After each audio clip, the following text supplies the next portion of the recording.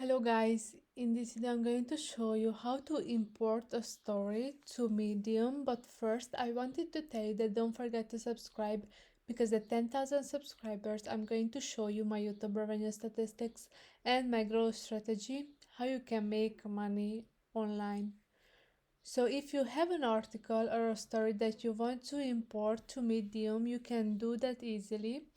If you first click on this icon, and then you can see near the write a story option the import a story. So if you want to start from the beginning a new story, click on this, but if you want to import a story, click on the import a story icon or button.